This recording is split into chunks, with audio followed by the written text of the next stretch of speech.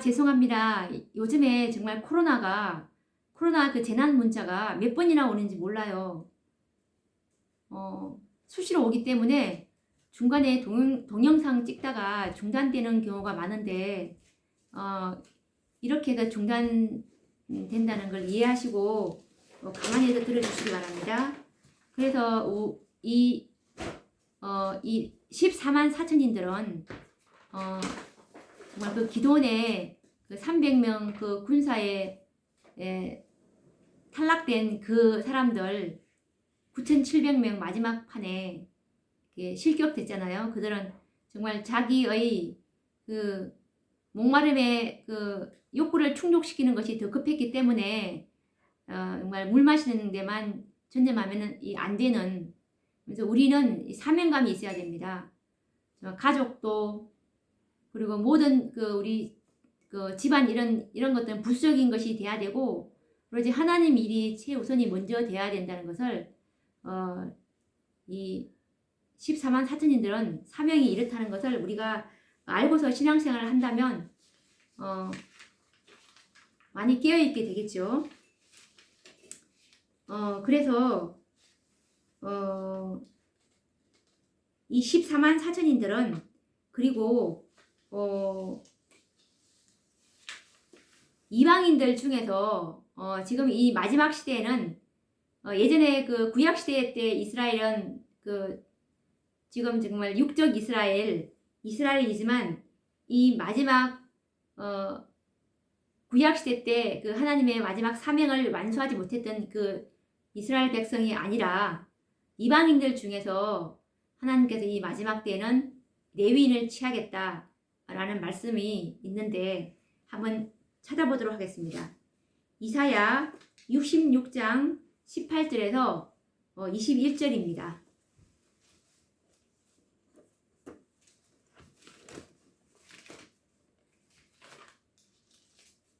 이사야 66장 18절입니다.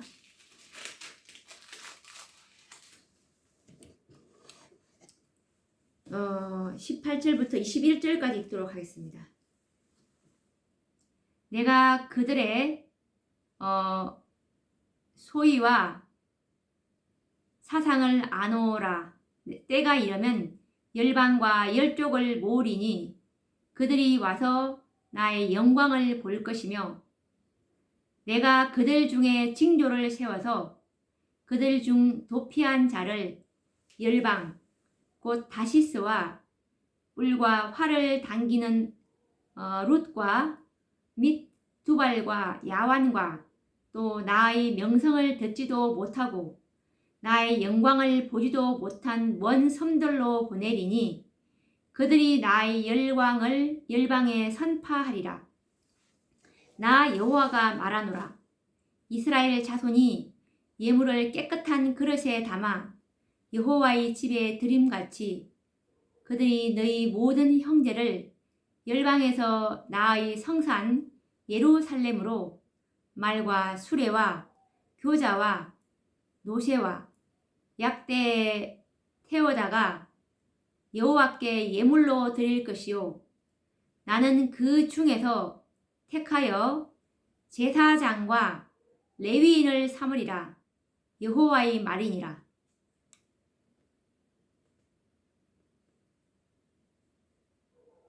여기서 이 레위인들이 어디서 나오냐 하면 열방과 열족 중에서 나온다고 그랬어요. 그래서 이방인들 중에서 이 이사야 66장은 이사야서가 66장까지 되어 있는데 참 아이러니하게도 성경이 66장이죠. 그래서 이 이사야 66장은 이 마지막 때의 그 사업을 말하는 것입니다.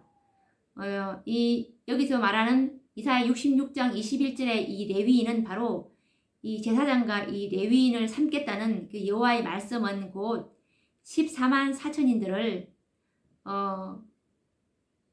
열방과 열족에서 이렇게 택해서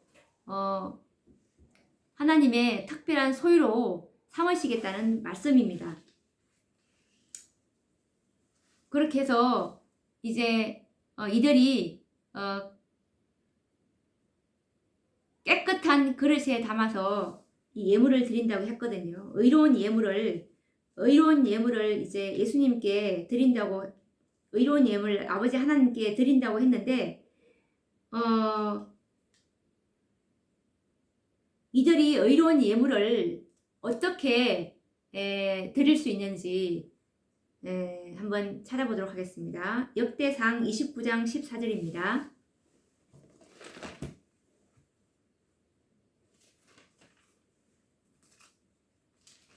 역대상 29장 14절입니다.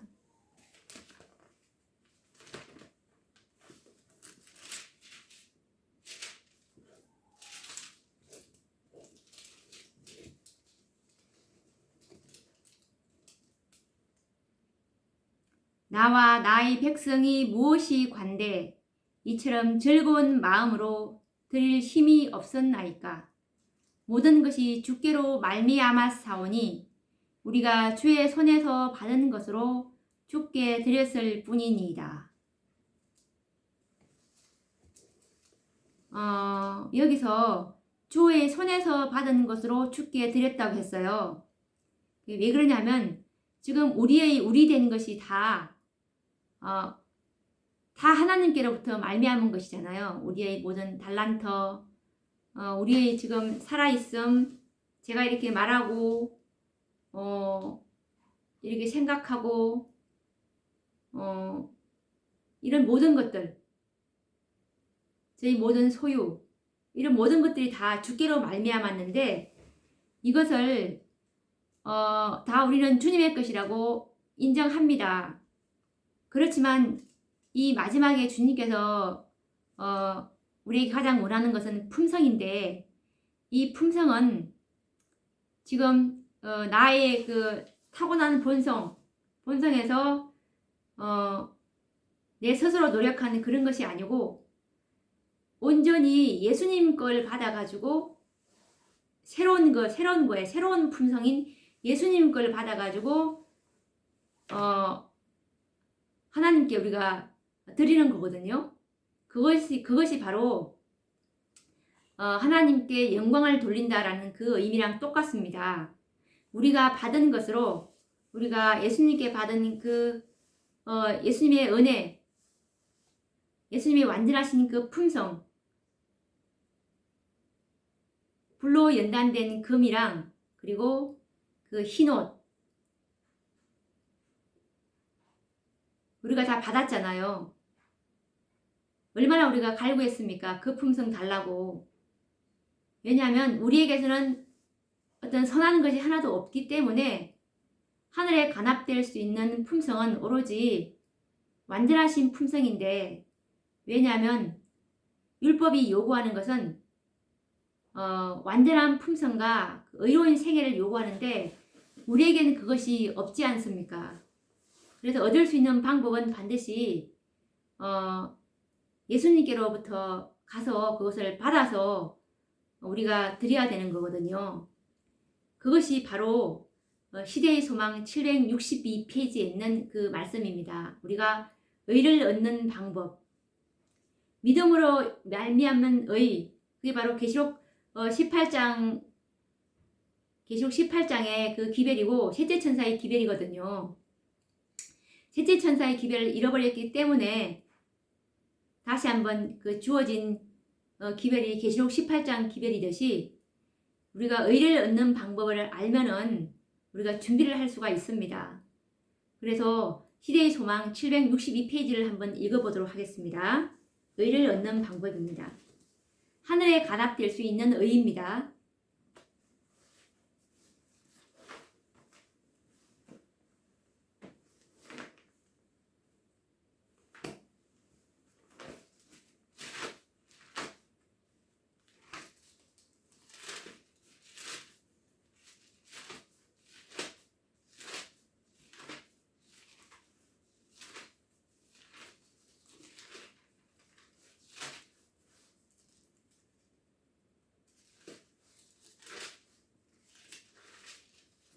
자, 읽어보도록 하겠습니다. 이것이 제일 중요합니다. 왜냐하면 우리가 어떻게 의로운 생애를 살 수 있는가? 우리가 어떻게 돼야 하늘에서 요구하는 그 품성을 이룰 수 있는가가 바로 여기에 답이 있거든요. 이건 정말 영생에 대한 그 확고한 그 소망이 있는 분들은 반드시 이것에 대한 해답을 얻으실 수가 있을 것입니다. 읽어보도록 하겠습니다. 율법은 즉 의로운 생애, 완전한 품성을 요구하지만 인류는 그 요구에 미칠 수 없다. 인류는 하나님의 거룩한 율법의 요구를 충족시킬 수 없다. 그러나 그리스도께서는 인간으로서 지상에 오셔서 거룩한 생애를 사시고 완전한 품성을 개발시키셨다. 그리스도께서는 그것을 받고자 하는 모든 자에게 값없이 선물로 주신다. 그분의 생명은 사람들의 생명을 대신하신다. 그리하여 그들은 하나님의 관용을 통하여 과거의 죄를 용서받는다.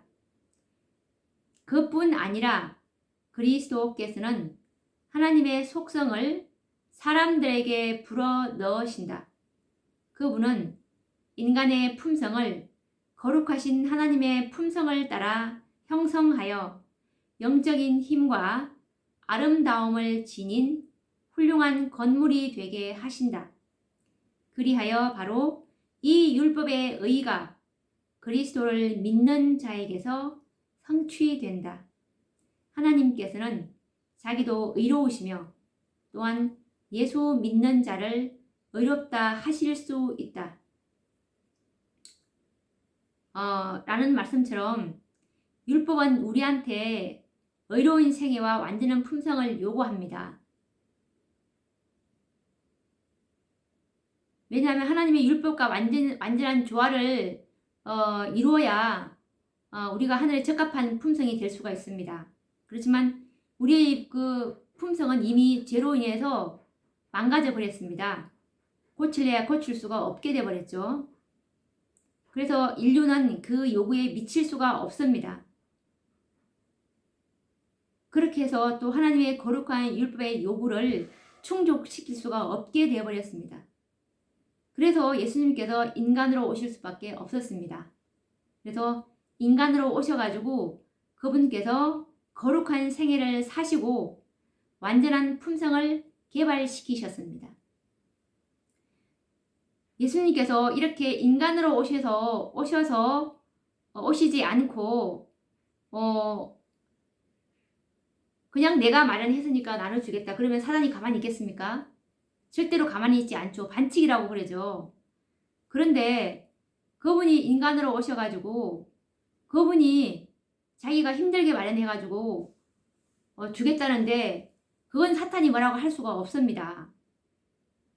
그래서 그리스도께서는 인간으로서 지상에 오셔서 거룩한 생애를 사시고 완전한 품성을 개발시키셨다. 이분이 인간으로 오셔가지고 그것도 정말 4,000년간이나 연약해진 인성을 취하셨을 때 마련하신 정말 하나님의 그 율법을 완전히 순종함으로 지켜서 짜낸 한 올 한 올 정말 피로 짠 그 옷입니다. 그 옷을 어떻게 사단이 줄 때 뭐라고 할 수 있겠습니까? 이렇게 힘들게 짠 옷을 뭐라고 할 수 없습니다. 우리가 이것을 입고 가지 않으면 하늘에 들어갈 수 없기 때문에 하늘은 이걸 하늘에서 살려면은 이런 옷을 입고 가야 되거든요. 그래야 그 하늘에 합당한 그 품성을 우리가 갖출 수 있기 때문에 그래서 이분이 우리는 불가능하니까 인간으로 오셔야만 이 옷을 짤 수 있으니까 이 옷을 인간으로 오셔서 짤 때 이 옷이 가늠이 되니까 그래서 이렇게 정말 희생하시고 걷게 하시고 이렇게 오신 것입니다. 우리가 이것을 많이 묵상해야 합니다. 그렇게 할 때 정말 하나님에 대한 그 진실된 순종이 감사에서 우러나는 순종이 될 겁니다. 순종이 되더라고요.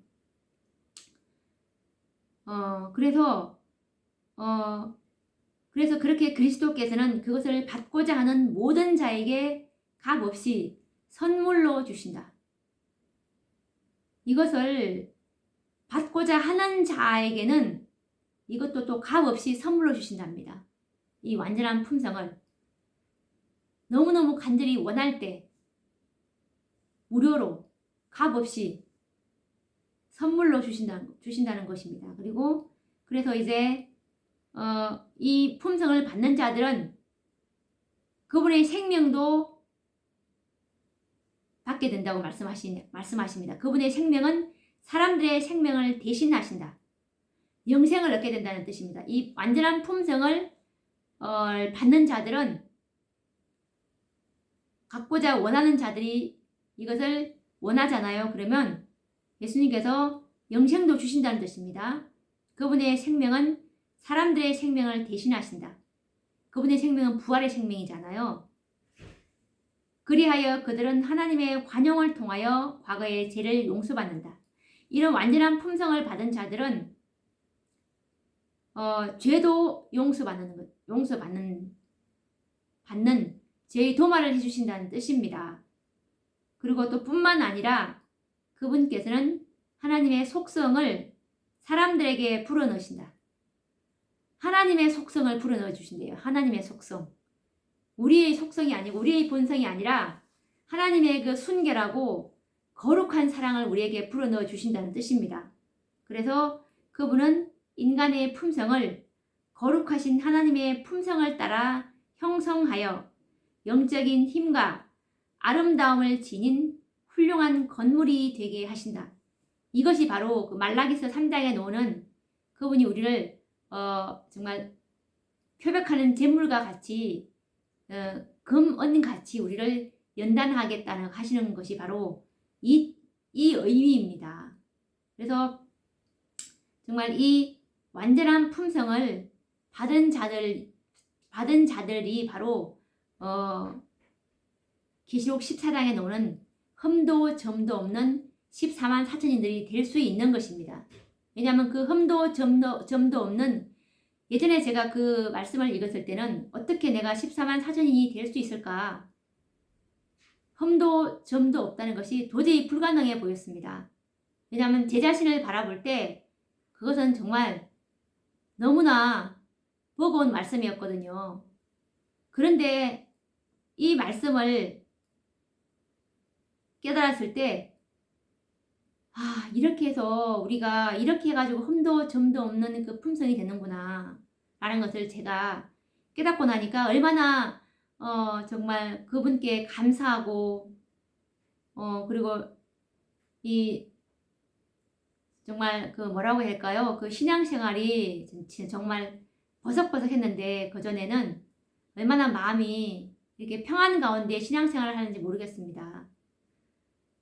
물론 우리가 표준을 예수님의 표준으로 잡아야 됩니다. 그렇다고 이 완전한 품성을 받았다고 해서 받은 자들은 더 주님께 감사가 나오면 그분의 율법을 더 존중하게 되겠죠. 받았다고 해서 율법을 무시하는 자들은 그거는 바르게 이해하는 사람들이 아닐 것입니다. 받았기 때문에 더 표준을 높이 세우고 그분의 품성을 사모하면서 정말 좁은 길을 향해 가는 그 소수의 무리처럼 될 것입니다.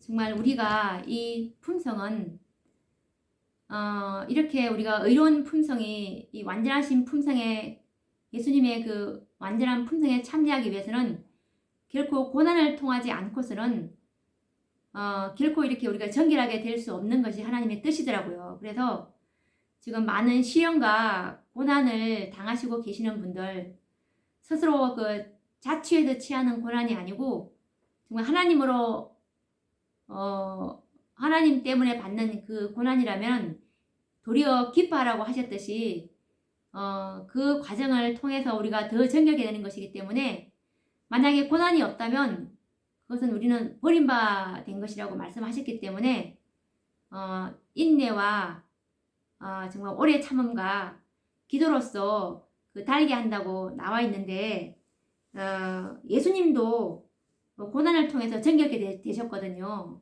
반드시 이거는 하나의 정결케 되는 그는 이것밖에 없습니다. 고난밖에 없기 때문에 앞으로 우리의 그 14만 4천에 가는 길은 꽃길이 아니라 정말 가시밭길이, 더 험한 가시밭길이 있기 때문에 기쁜 마음으로 가야 될 것 같습니다. 왜냐하면 그 길을 통과해야만 우리가 연단이 되고 희게 될 그 하나의 통과 의례이기 때문에, 그래서 예수님께서도 고난을 통해서 정결케 됐다는 그 말씀을 한번 찾아볼까요? 히브리서 5장 7절에서 8절을 한번 찾아보도록 하겠습니다.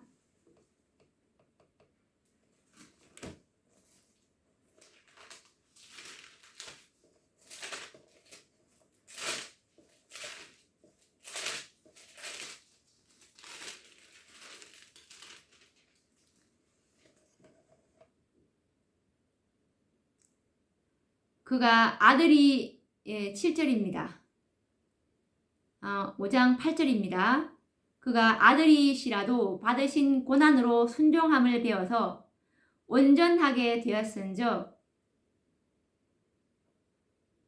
자기를 순종하는 모든 자에게 영원한 구원의 근원이 되시고, 바로 이게 이 말씀입니다.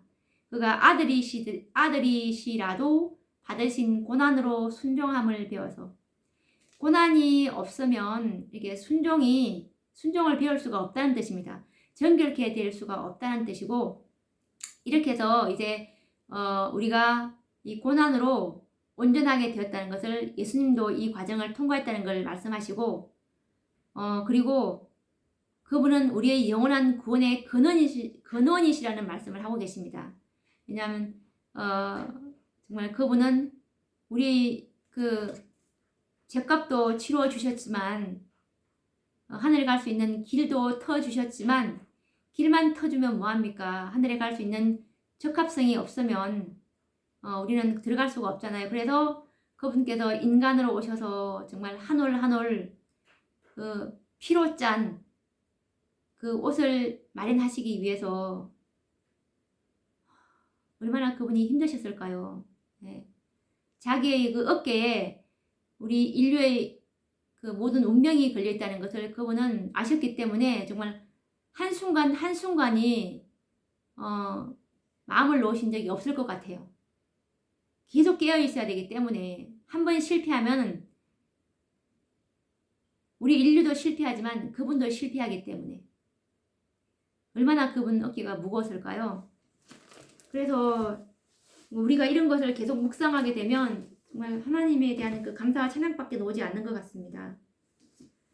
그분께서 우리를 얼마나 그 정결케 해 주실 것인지 한번 말씀을 한번 찾아서 읽어보도록 하겠습니다.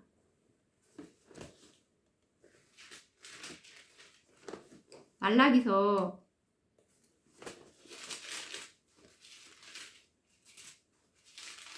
14만 4천인들은 마지막에 이 구원받을 수 있는, 정말 14만 4천인들은 이런 그들을 소상히 알고 있어야 앞으로 다가올 그 시련과 고난은 점점 더 어려워지고 험난한 길이기 때문에 당황하지 않겠죠. 자, 그러면 한번 읽어보도록 하겠습니다.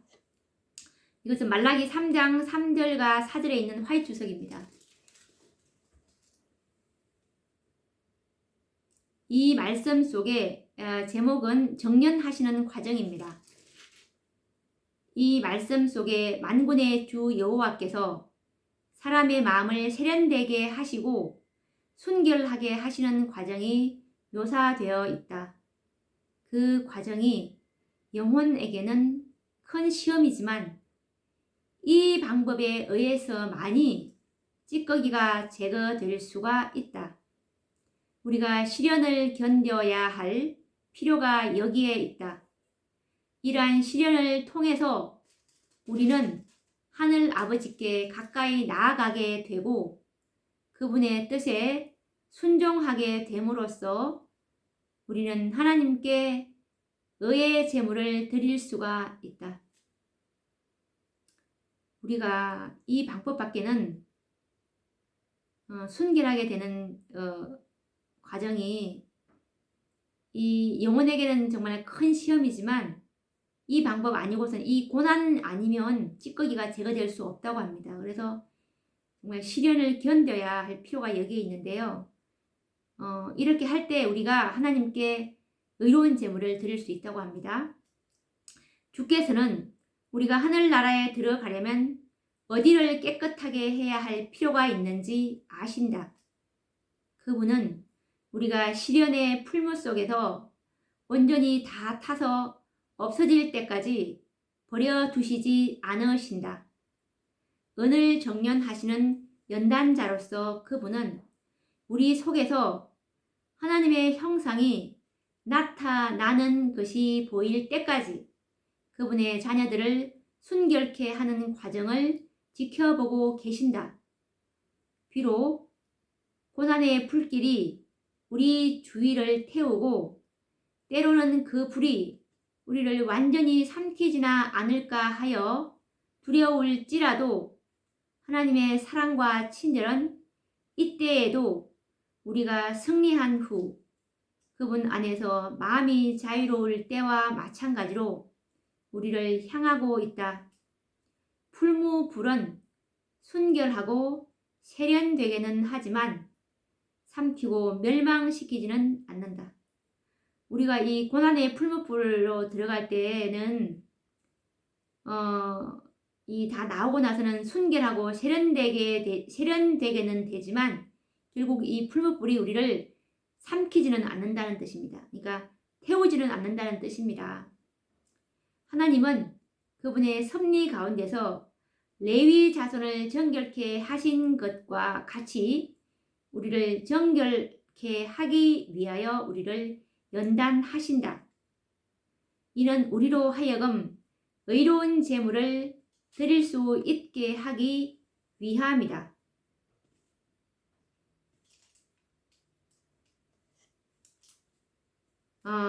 그리고 또 작은 그 제목은 이것도 마찬가지로 말라기서 3장 3절과 4절의 화이트 주석입니다. 작은 제목은 모든 시험이 다 필요하지만 반복되지는 않음이라는 그 제목인데 읽어보도록 하겠습니다. 하나님께서는 우리 각 사람에게 개선할 능력과 재능을 주셨다.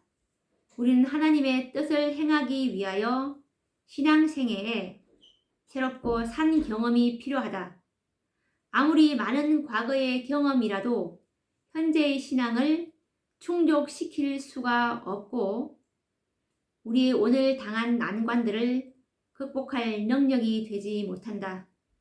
우리가 승리하려면 새로운 은혜를 받아야 하고 매일 신선한 힘을 받아야 한다.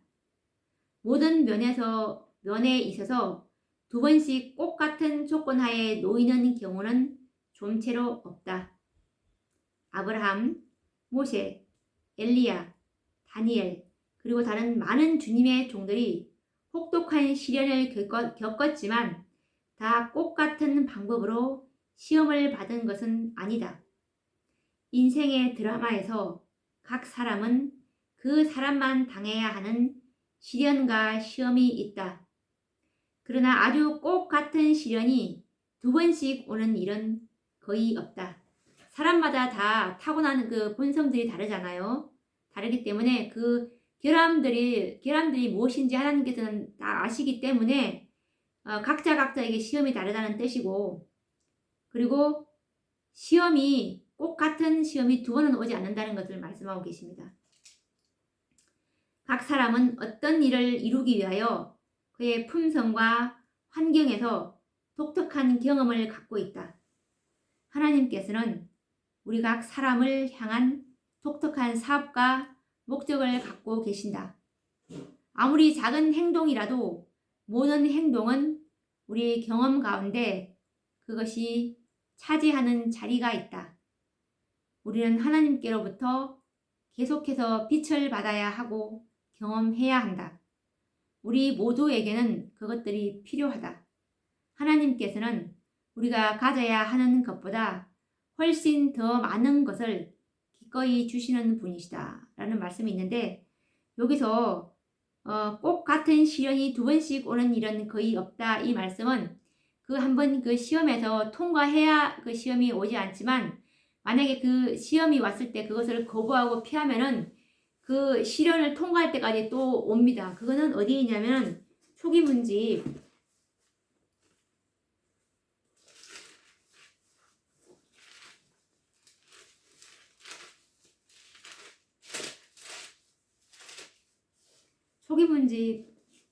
제7장 우리의 믿음이 시련을 받음이라는 장이 나오는데 한번 읽어보도록 하겠습니다. 이것은 초기문집 47페이지에 있습니다. 나는 하나님께서 당신의 백성들을 정화시키고 깨끗게 하기 위하여 그들에게 쓴 잔을 마시도록 하시는 것을 보았다. 그것은 써디쓴 잔이다. 그런데 그들은 불평하고 한탄하고 투덜거림으로써 그 잔을 더욱 쓰게 할 수 있다. 이런 식으로 잔을 받는 자들은 또 다른 잔을 더 마셔야 하는데, 그 까닭은 첫 번째 잔이 그의 마음에 속에 성과를 내지 못했기 때문이다. 만일 2번째 잔도 효과를 내지 못하면 저들은 소개의 목적을 이룰 때까지 또 다른 잔을 계속 마셔야 한다. 그렇지 않으면 그들의 마음속에 더럽고 불길한 것들이 그냥 남아 있을 것이다.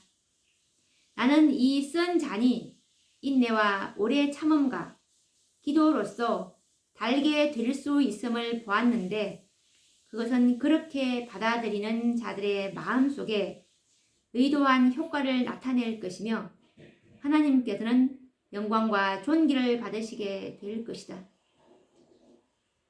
이 말씀처럼 다시 그 시련이 그 시련을 통해서 하나님께서 의도하는 목적을 우리가 이루지 못하면 이 쓴 잔이 다시 또 오니까 이 올 때 넘어갈 수 있는 비결이 바로 인내와 오래 참음과 기도라고 했습니다.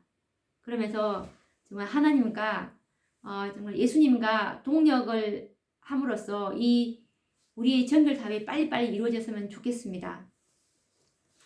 오늘도 우리가 이 예수님께서 이 지성소에 임하신 그 언약의 사자로서 레위인들을 연단시키기 위해서 들어가신 이유와 목적을 살펴보았고, 그리고 이 마지막 레위인의 실체가 누구인지도 알아보았고, 그리고 이 레위인들을 정결케 하는 과정도 우리가 살펴보았고, 그리고 정말 흠도 점도 없는 그 레위인들이 어떻게 이 의를 하늘에서 요구하는 의를 얻어서 하늘에 갈 수 있는지 그 방법도 알아보았습니다.